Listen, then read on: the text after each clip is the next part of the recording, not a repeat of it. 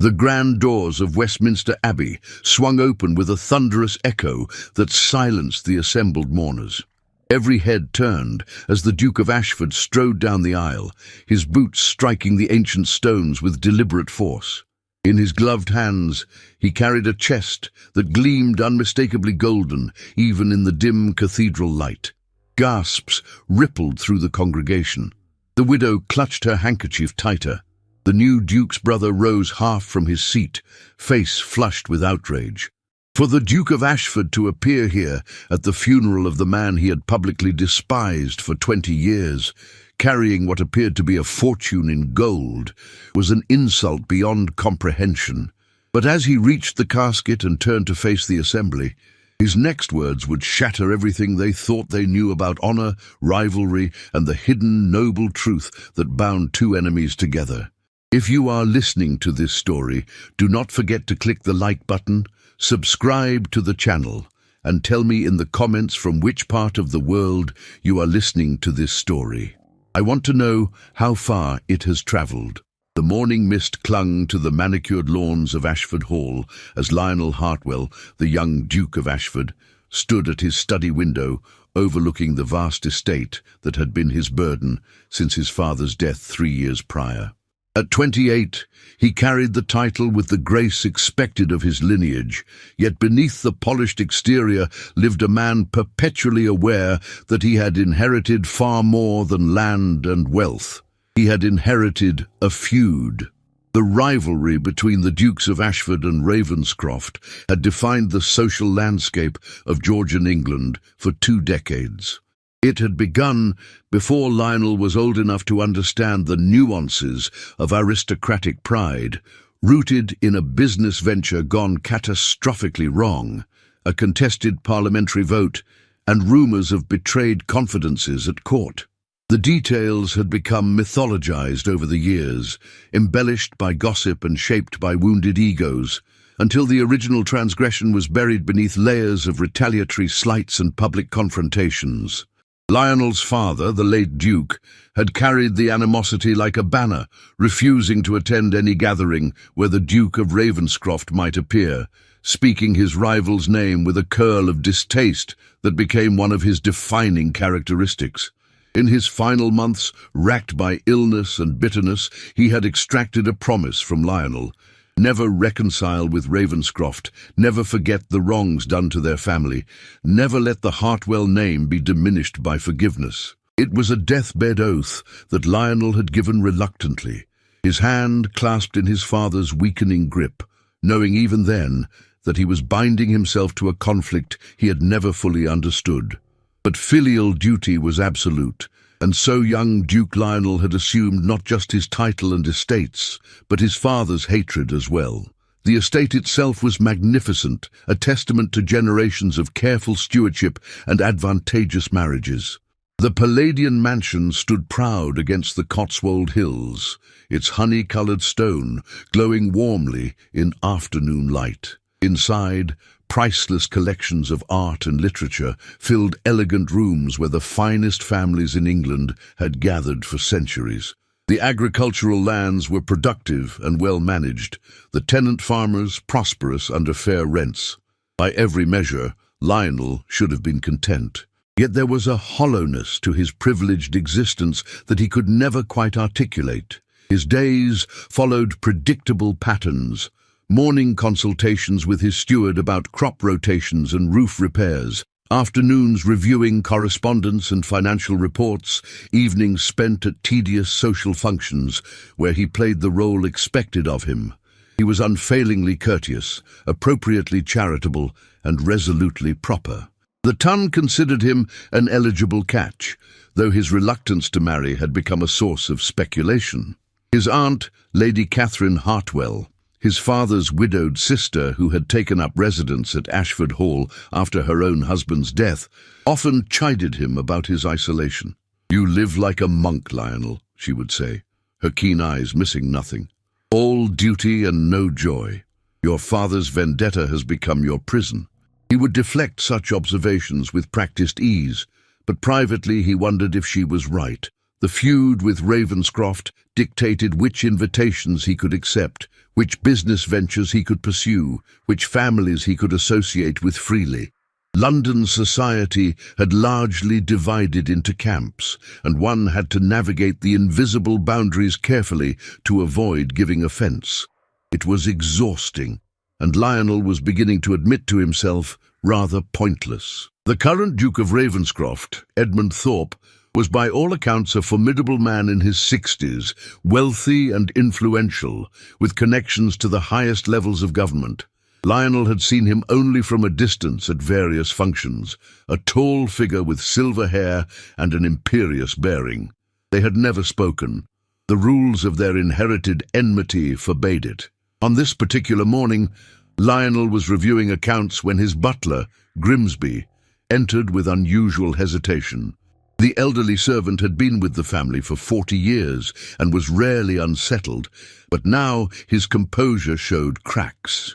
"Your Grace, a messenger has arrived from London. The matter is delicate." Lionel gestured for him to continue, noting the sealed letter Grimsby carried on a silver tray. The paper was heavy, expensive, bordered in black. Even before he broke the seal, a cold premonition settled over him. The message was brief and formal. Edmund Thorpe, Duke of Ravenscroft, had died suddenly 2 days prior. The funeral would be held at Westminster Abbey in 3 days' time. The notification was a mere courtesy, a matter of protocol given his rank. No attendance was expected, perhaps not even desired. Lionel sat back in his chair, the letter still in his hand. He felt no triumph, no satisfaction that his family's enemy had fallen. Instead, a curious numbness spread through him. A man was dead, a man his father had hated with consuming passion, and Lionel felt nothing, or rather, he felt the absence of what he was supposed to feel. Lady Catherine found him an hour later, still at his desk, the black-bordered letter before him. She read it without asking permission, her expression thoughtful. "So it ends," she said quietly. "Does it?" Lionel's voice was hollow. His son inherits the title, and presumably the grudge along with it. Nothing ends. It merely continues with different actors. Must it?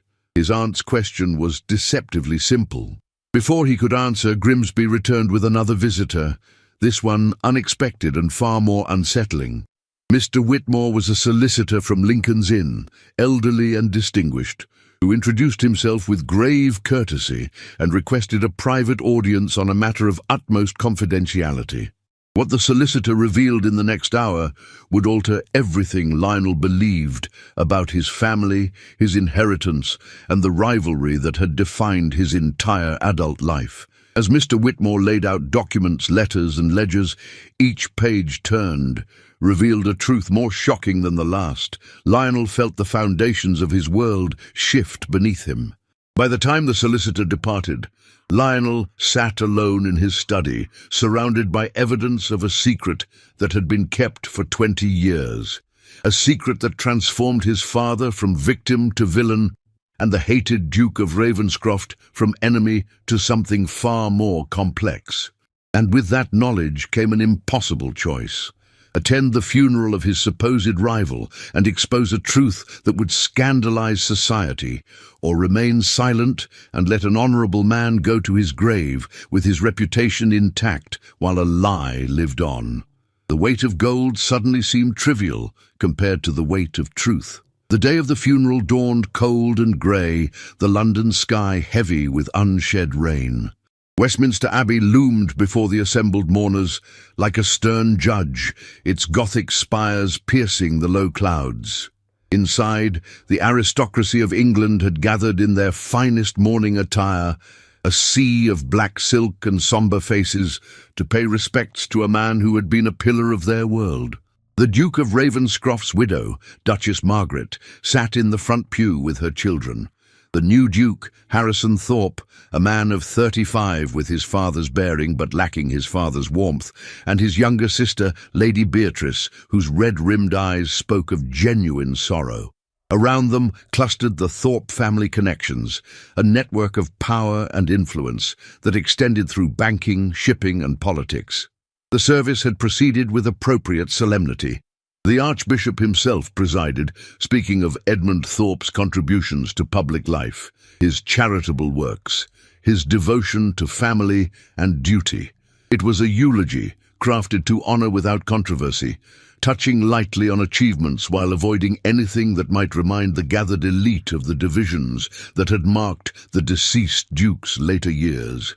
Harrison Thorpe sat rigid beside his mother, his jaw clenched with barely suppressed anger.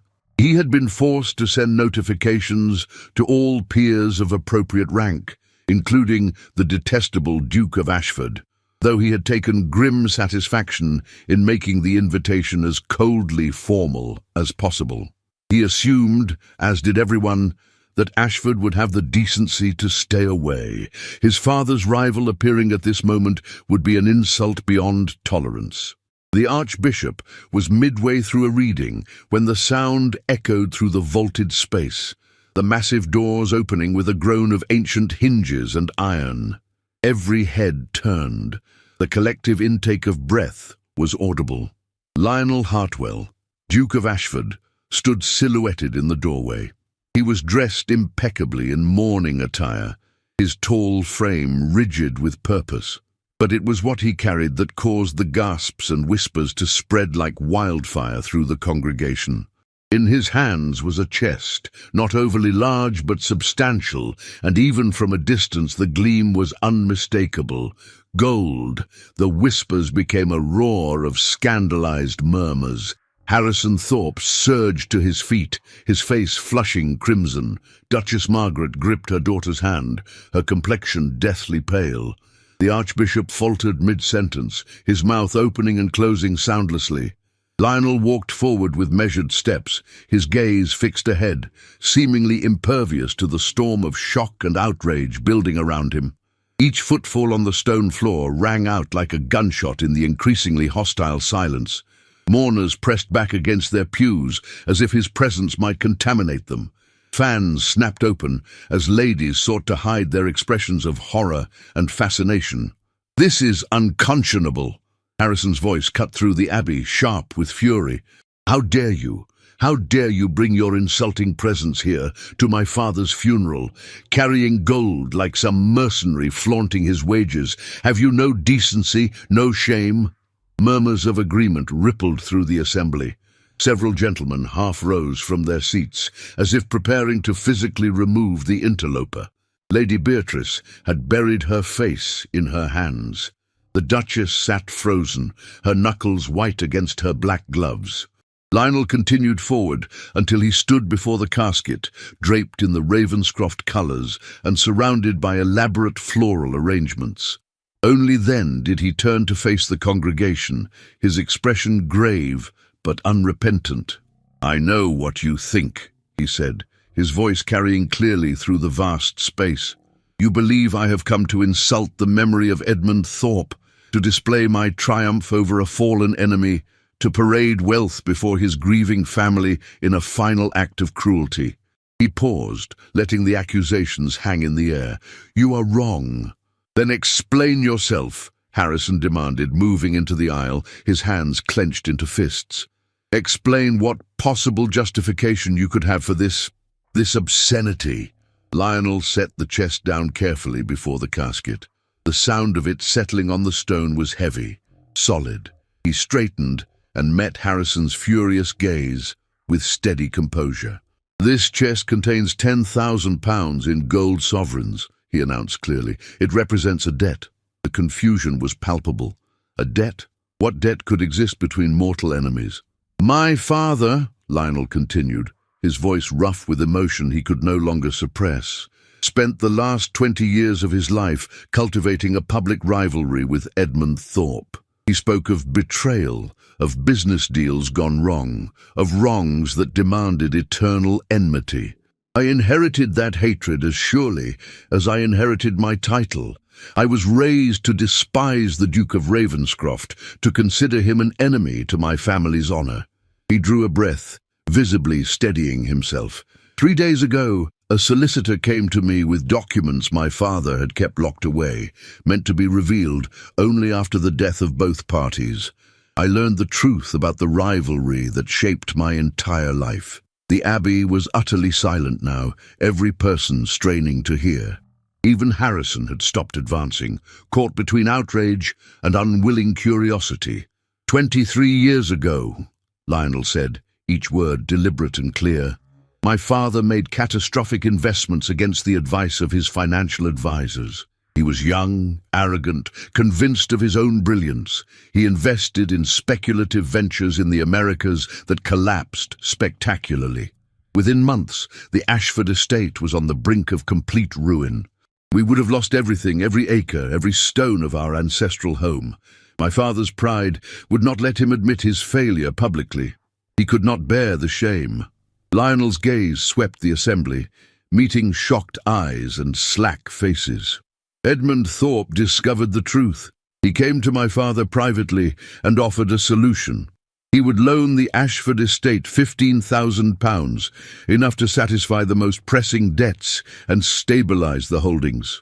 The loan would be secret, known only to them and their solicitors.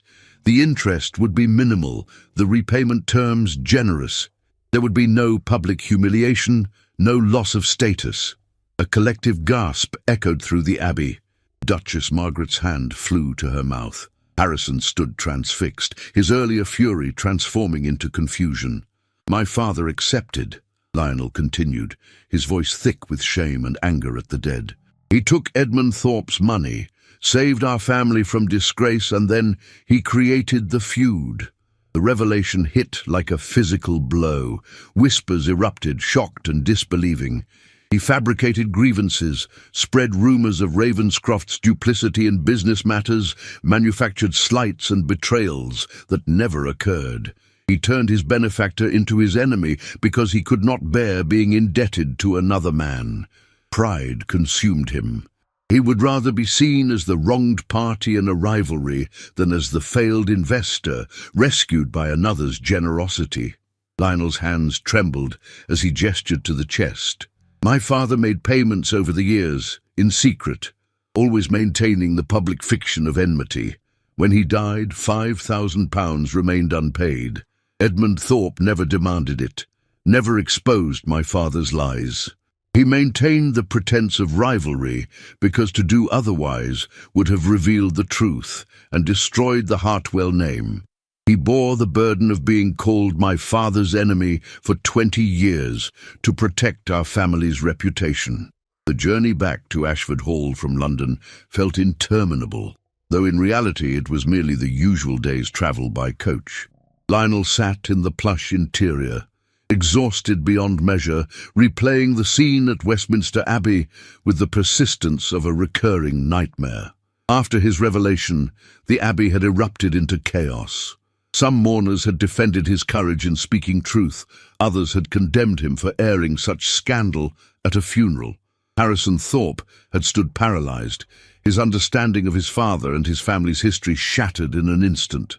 Duchess Margaret had risen with trembling dignity and approached Lionel. Her words, spoken quietly enough that only those nearest could hear, had cut him to his core. My husband was the finest man I ever knew. You have restored his honor, but at what cost to your own? Then she had returned to her seat, leaving Lionel to make his retreat through a gauntlet of stunned faces and whispered speculation. The newspapers would be merciless, he knew. The scandal would dominate conversation for months. The revelation that one of England's most notorious aristocratic feuds had been built on a foundation of lies and wounded pride would send shockwaves through the ton. His father's reputation would be destroyed, and by extension, his own honor would be questioned. Some would admire his honesty, but many would condemn him for exposing family shame so publicly. Aunt Catherine was waiting when his coach finally pulled up to Ashford Hall. She had remained behind, claiming age and health prevented the journey to London, though Lionel suspected she had simply wanted to give him the freedom to act without her witnessing presence. She took one look at his haggard face and ordered tea sent to the drawing room immediately. I told them, he said simply, slumping into a chair before the fire. Everything. I brought the gold, announced the debt, and revealed the entire sordid truth before half of England's aristocracy. Catherine poured tea with steady hands, her expression unreadable. "And how do you feel?" "Like I've betrayed my father's memory and humiliated our family name in one grand gesture," Lionel said bitterly. "Exactly as I expected to feel. Do you regret it?" The question hung between them. Lionel stared into his teacup, watching the leaves swirl. "No," he finally admitted. "Edmund Thorpe died, with society believing him a schemer and an enemy. His family believed the rivalry was real, rooted in legitimate grievance. They deserved the truth. He deserved the truth." He looked up at his aunt. "But that doesn't make the cost any less steep." The following days proved his prediction accurate. London newspapers arrived filled with lurid accounts of the funeral scene, each publication spinning the revelation according to their political allegiances and readership.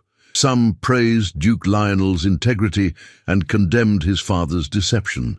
Others questioned why he had chosen such a public venue for his confession, suggesting it was itself a manipulation, a performance designed to rehabilitate the Hartwell name at Ravenscroft's expense. The correspondence that flooded Ashford Hall ranged from supportive to scathing. Several longtime family friends wrote to express their disappointment and distance themselves from the scandal. Others, surprisingly, wrote with approval, commending his courage. Most were simply curious, seeking invitations to call so they might hear first-hand details to fuel their gossip.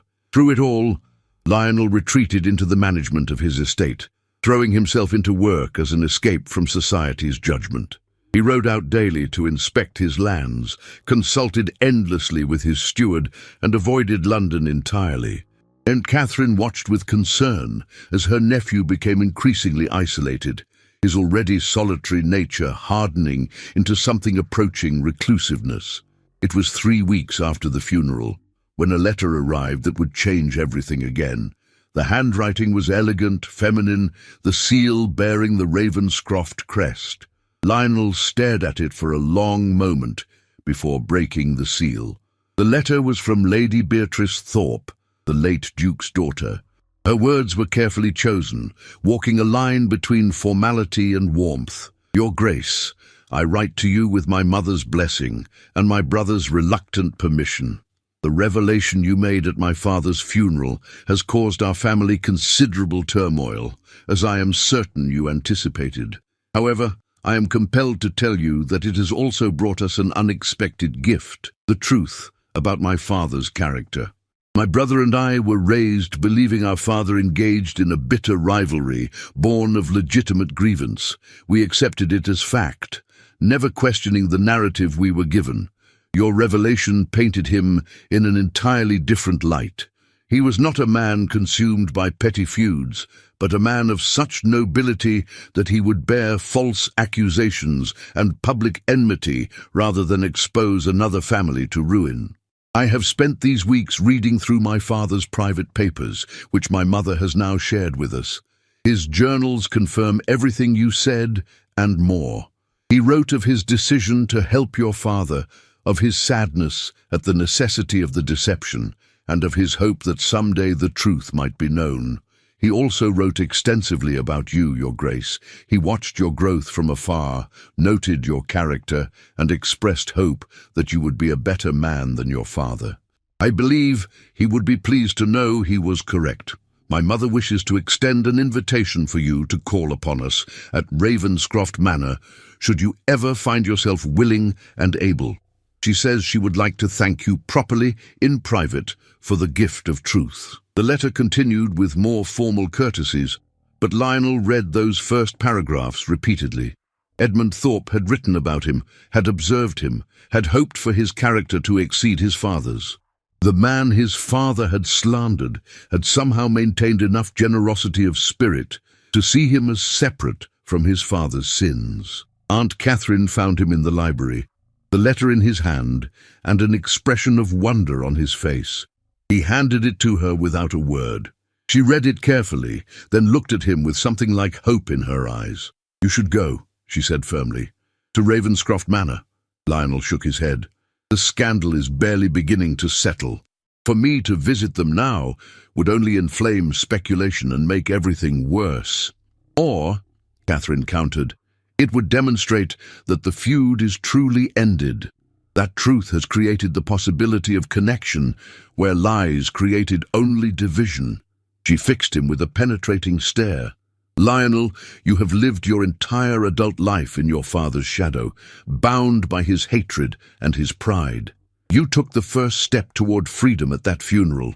Don't stop now out of fear of society's gossip, he wanted to argue, to list all the practical reasons why maintaining distance was wise.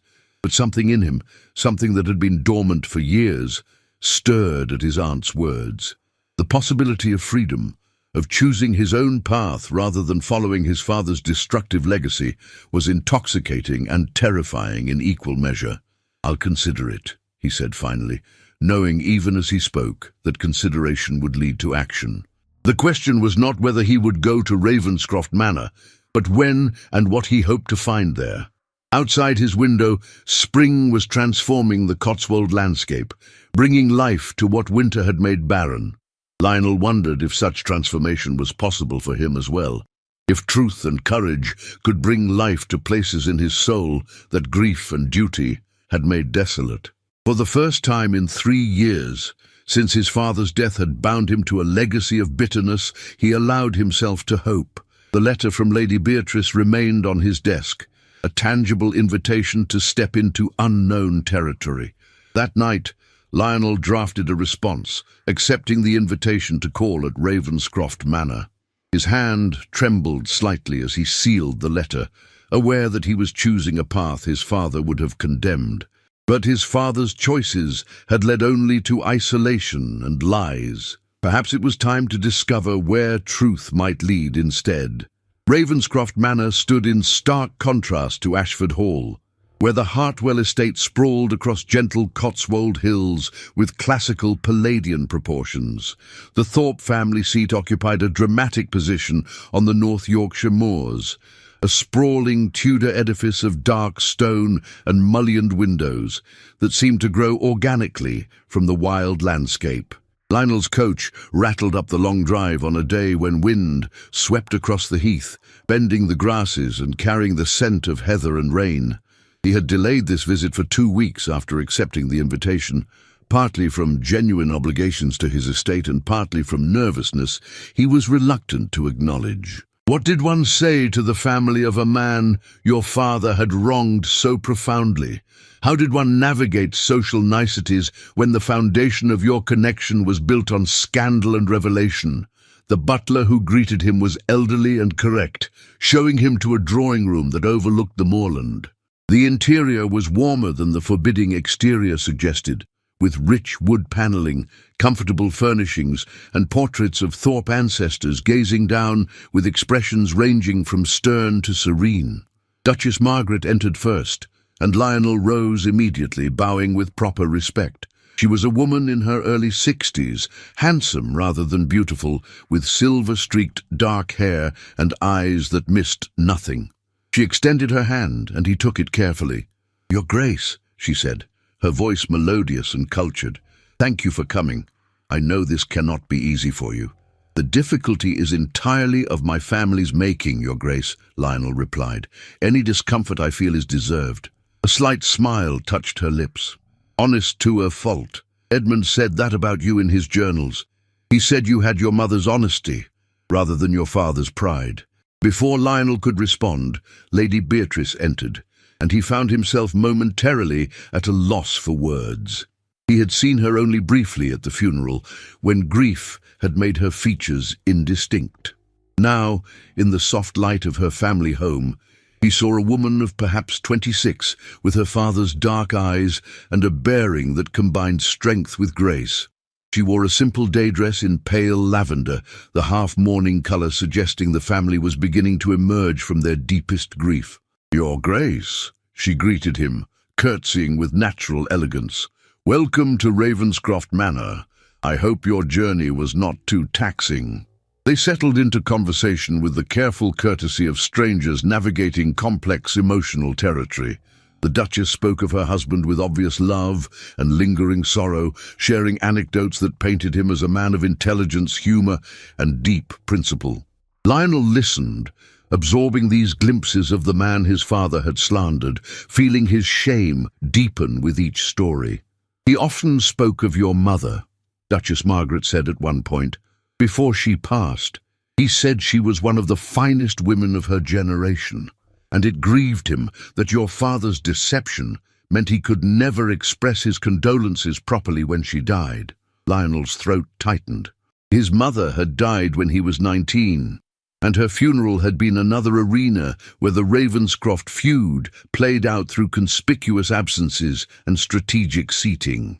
To learn that Edmund Thorpe had wished to pay respects but been prevented by the false rivalry was almost unbearable. Lady Beatrice seemed to sense his distress. "Perhaps your Grace would like to see the gardens. They were my father's particular pride, and the afternoon is quite fine despite the wind." Grateful for the escape, Lionel accepted, and soon he was walking beside her along gravelled paths between beds of late spring flowers. The wind tugged at her shawl and his coat, but the sun broke through clouds intermittently, warming the air. "You must think us very strange," Beatrice said suddenly, "inviting you here after everything." "I think you are remarkably gracious," Lionel replied honestly.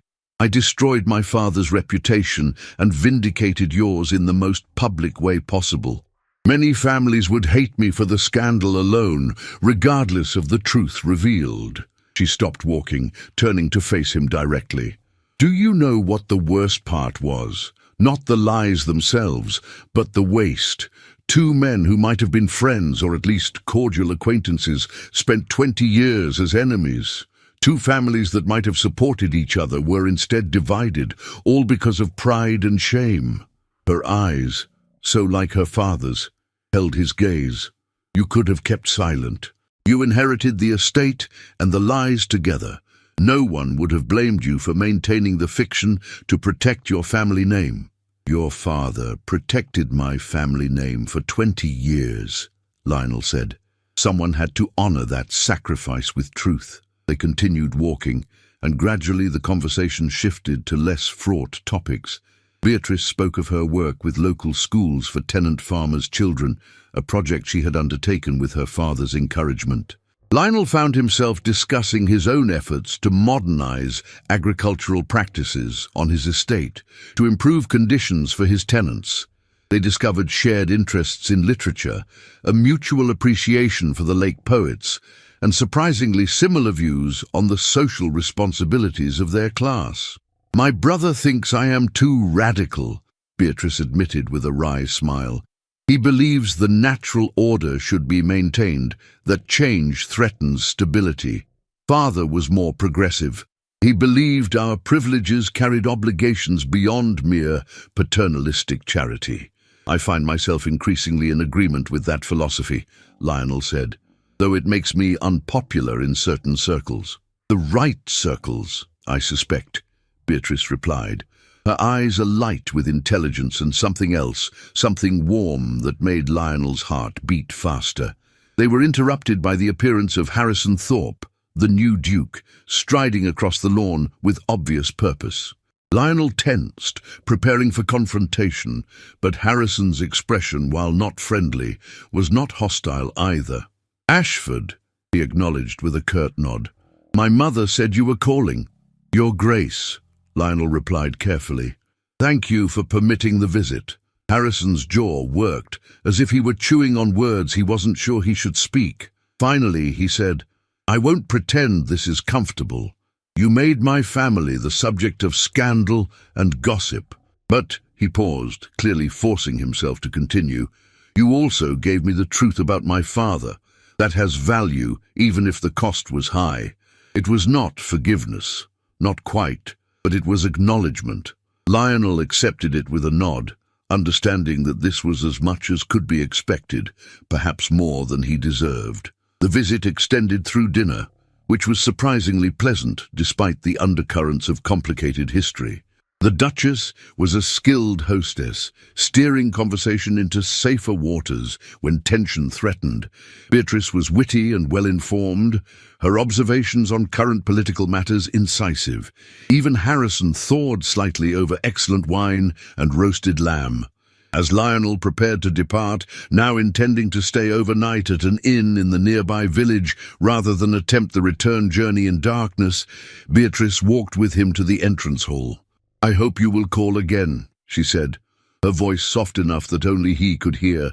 "Despite everything, or perhaps because of everything, I find I would like to know you better, Lionel Hartwell, not as the son of my father's false enemy, but as yourself." The use of his given name, the warmth in her eyes, the possibility implicit in her words, all of it struck him with unexpected force. For years, he had been isolated by his father's legacy, trapped in a role that allowed no genuine connections outside his carefully circumscribed circle.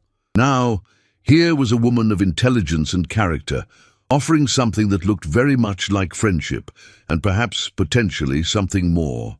"I would like that very much," he replied, and meant it with an intensity that surprised him. "Very much indeed."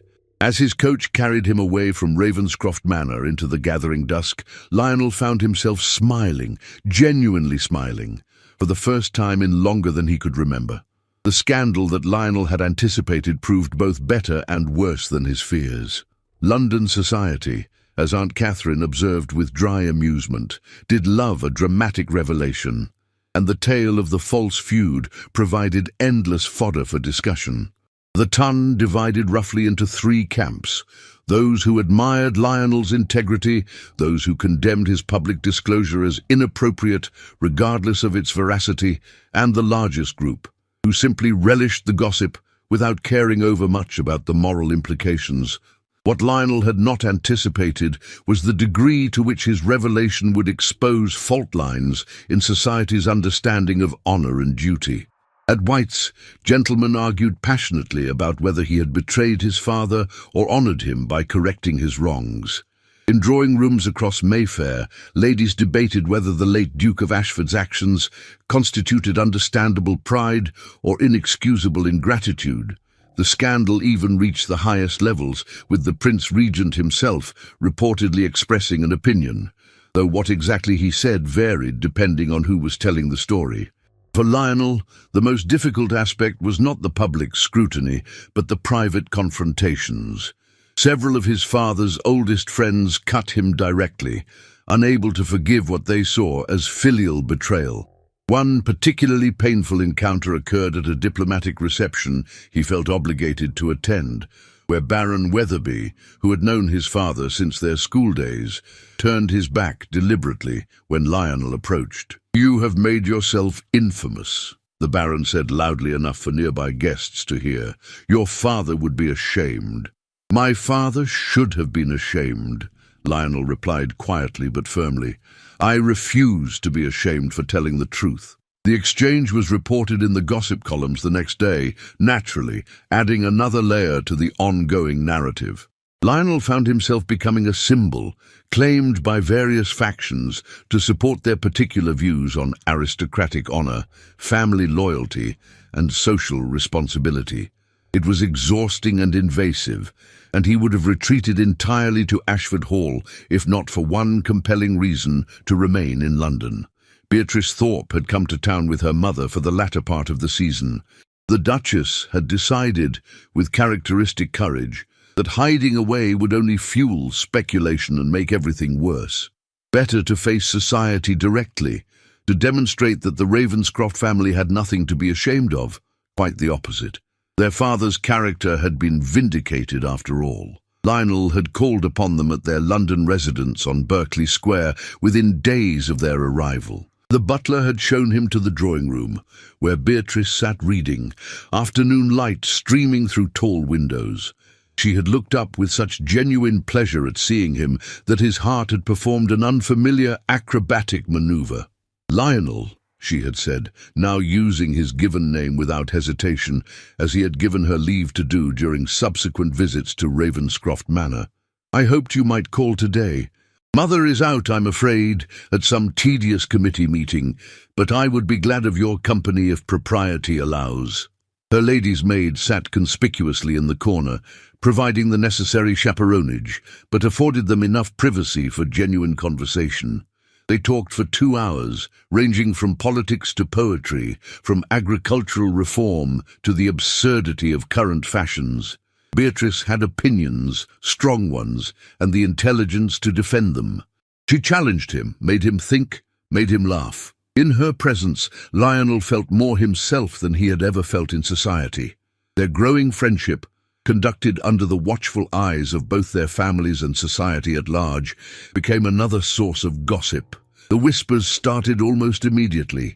The Duke of Ashford was courting the daughter of the man his father had wronged. Some found it romantic, a reconciliation between families. Others found it calculated, a strategic alliance to bury scandal. A few suggested it was inappropriate, that both parties should maintain distance to avoid further complications. Lionel and Beatrice ignored them all as much as possible. They were seen together at the theatre, at gallery exhibitions, riding in Hyde Park during the fashionable hour. Each appearance generated fresh commentary, but gradually the narrative began to shift. People started speaking of them as a potential match, speculating about courtship and marriage with the eager interest society always showed in aristocratic romantic entanglements. "They're making up stories about us," Beatrice remarked one afternoon, as they walked through Kensington Gardens, her maid trailing at a discreet distance. "Inventing romantic declarations and secret engagements. It's rather absurd." "Does it bother you?" Lionel asked, concerned. "I would not have your reputation damaged by association with me," she laughed, the sound like music. "Lionel, you restored my father's honor. Association with you has elevated our family, not damaged it, regardless of what certain conservative elements might sniff about. Besides," she added, her tone becoming more serious, "I find I care less about society's opinion than I once did. Recent events have taught me that truth matters more than reputation, and genuine connection matters more than strategic positioning." They had stopped walking, standing beneath an oak tree whose spring leaves filtered the sunlight into dancing patterns. Lionel found himself caught by the look in her eyes, by the possibility hovering between them like a tangible presence. "Beatrice," he began, his voice rougher than he intended, "I need you to understand that my interest in your company is not strategic. It's not about repairing my family's reputation or creating some symbolic reconciliation. I value your friendship, your intelligence, your—" He stopped, aware he was on the verge of saying too much too soon. "My what?" she prompted softly, stepping closer. "Your presence in my life," he finished. "You make me feel less isolated, less burdened by history. When I'm with you, I'm not the Duke whose father perpetrated a terrible lie. I'm just myself." Her hand found his, a brief touch that was technically improper but felt necessary. "I feel the same," she confessed. "You see me, not just my title or my family's vindicated honor. You speak to me as an equal, value my opinions. Do you know how rare that is?" The moment stretched between them, heavy with unspoken possibility. Then Beatrice's maid coughed meaningfully, and they both stepped back, propriety reasserting itself. But something had shifted, had been acknowledged, and Lionel felt both exhilarated and terrified by what it might mean. The turning point came at Lady Pemberton's ball, one of the season's premier events. Both Lionel and the Ravenscroft family had been invited, and their attendance together was guaranteed to create spectacle. Lionel had considered declining, but Beatrice had sent him a note. "Please come. I refuse to let fear of gossip dictate my choices. Besides, I have saved you a dance, and I would be terribly disappointed to waste it." The ballroom was magnificent, glittering with chandeliers and jewels, alive with music and laughter.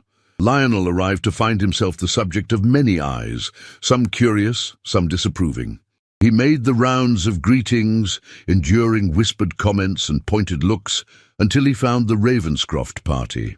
Beatrice was stunning in a gown of deep blue silk, her dark hair arranged elegantly. When she smiled at him, the rest of the room seemed to fade. They danced together, a waltz that allowed for conversation despite the public setting. "You're being remarkably brave," he murmured as they moved through the steps. "So are you," she replied. "Though I think we're past the point of pretending, don't you? Society knows we've become close. The question is what we do with that knowledge." Before he could respond, the dance ended, and they were separated by the demands of etiquette and other partners.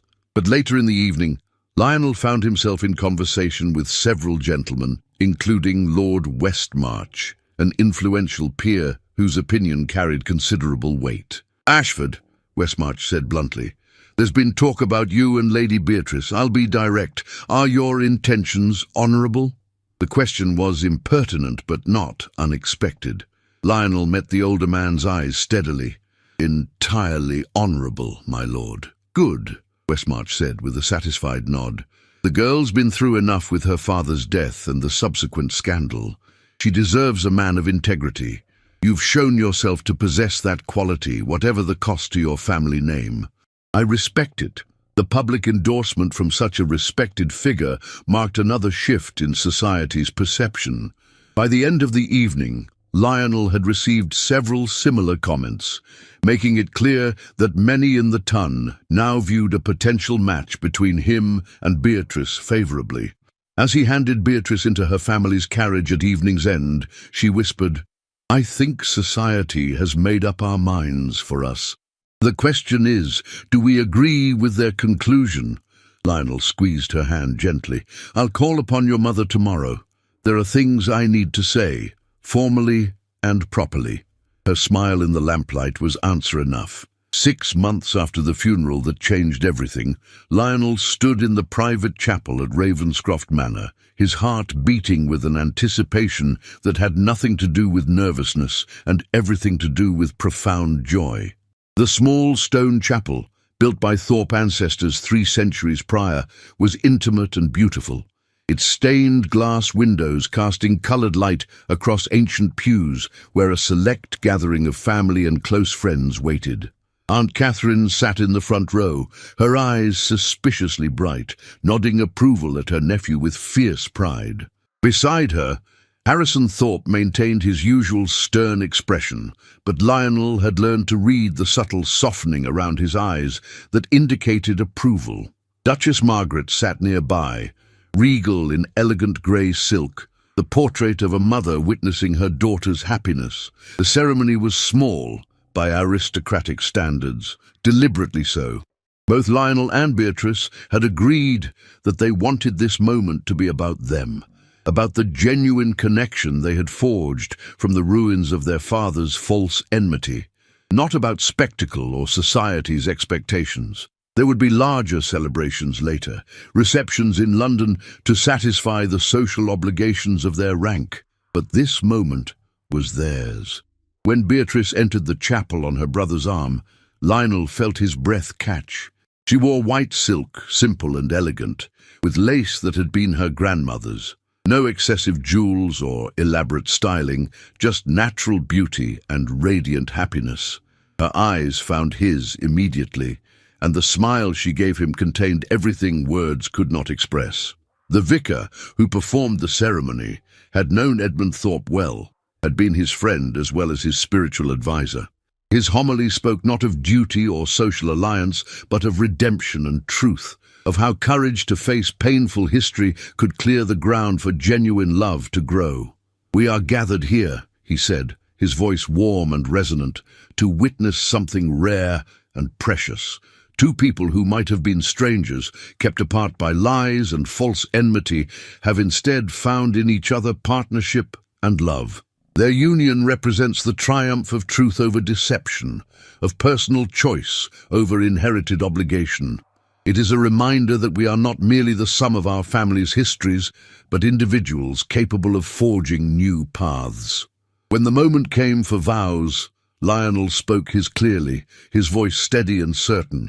"I, Lionel Edmund Hartwell, take you, Beatrice Catherine Thorpe, to be my wife. I promise to honour the truth you have taught me to value, to see you always as yourself rather than as an extension of family or title, and to build with you a life based on genuine connection rather than social expectation." Beatrice's vows were equally personal, her voice clear and strong. "I, Beatrice Catherine Thorpe, take you, Lionel Edmund Hartwell, to be my husband. I promise to value the courage you showed in choosing truth over comfortable lies, to support you as you continue to become the man you wish to be rather than the man your father tried to make you, and to create with you a family legacy of integrity rather than pride." The use of Edmund as Lionel's middle name, a choice his mother had made long ago, felt deeply significant in that moment. It was a connection neither had known existed until after the funeral, another thread binding their families together beneath the surface of manufactured hostility. When they were pronounced husband and wife, their kiss was tender and full of promise, witnessed by the small gathering with genuine warmth. The applause was heartfelt rather than merely polite, and Lionel felt, perhaps for the first time in his adult life, completely at peace with his choices. The wedding breakfast that followed was held in Ravenscroft Manor's dining hall, intimate and joyous. Toasts were made, some humorous, some touching. Harrison surprised everyone by speaking at length about his father's character, his voice thick with emotion, and thanking Lionel for giving him back the truth about the man he had admired without fully understanding. "My father carried a burden for 20 years, Harrison said, raising his glass, "protecting a family that slandered him. That is nobility in its truest sense." Lionel honored that nobility by refusing to perpetuate the lies. And now, through this marriage, our families are joined as perhaps they should have been all along, in alliance rather than enmity, to truth, to courage, and to new beginnings. The toast was echoed enthusiastically, and Lionel felt Beatrice's hand squeeze his beneath the table. Later, when they had a moment of relative privacy in the manor's garden, she turned to him with eyes full of emotion. "Are you happy?" she asked softly. "More than I knew I could be," he answered honestly. "I spent so long living in shadow, carrying my father's bitterness like a burden I could never set down.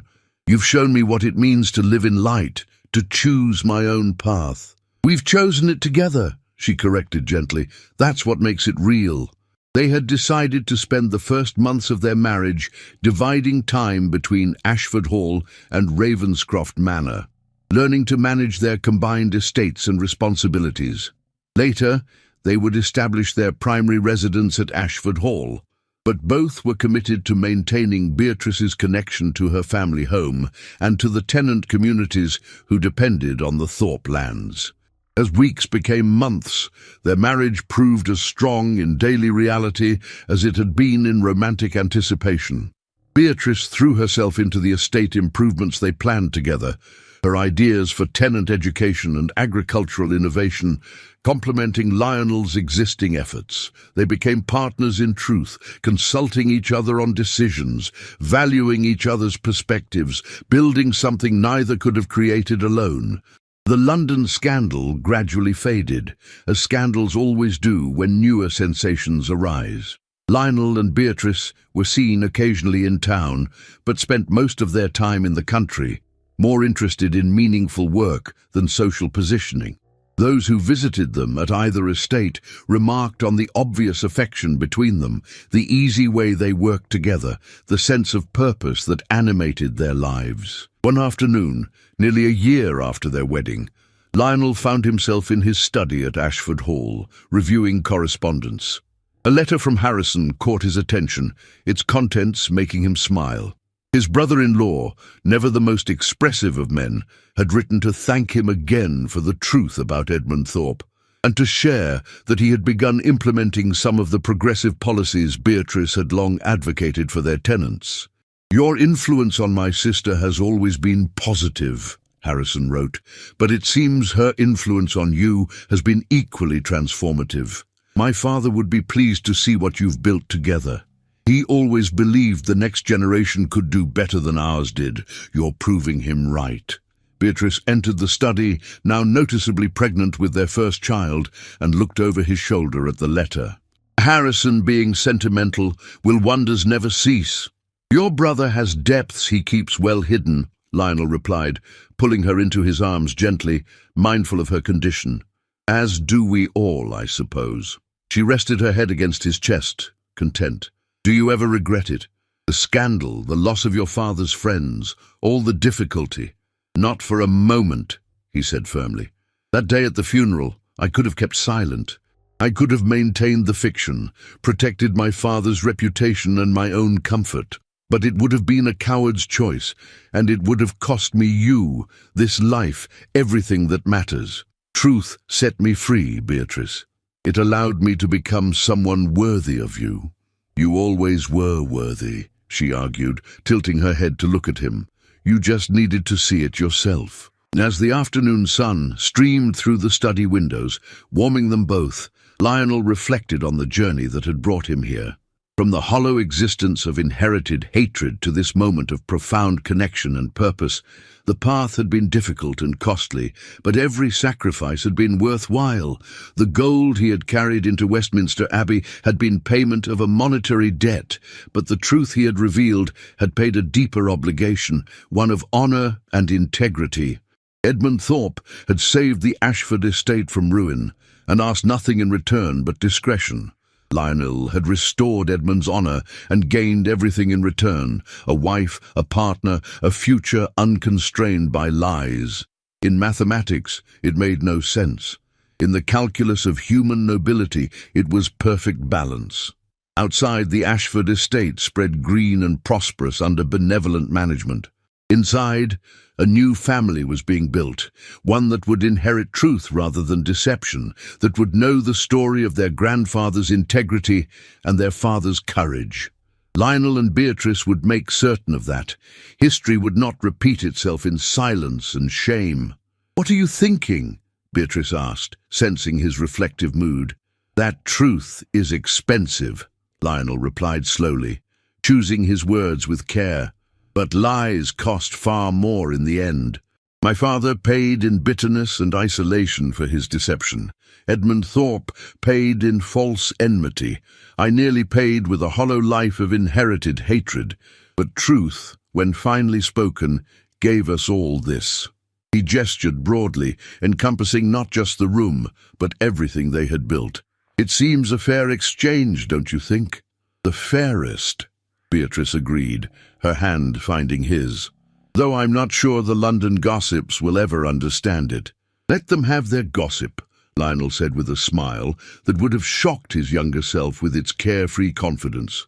"We have something better. We have the truth, and each other, and a future we've chosen freely. That's the hidden noble truth the title promised, isn't it? That nobility isn't in bloodlines, or ancient estates, or manufactured rivalries. It's in courage, integrity, and the willingness to choose what's right over what's comfortable." "My father would have liked you very much," Beatrice said softly, tears brightening her eyes. "I wish he could have known you as you truly are."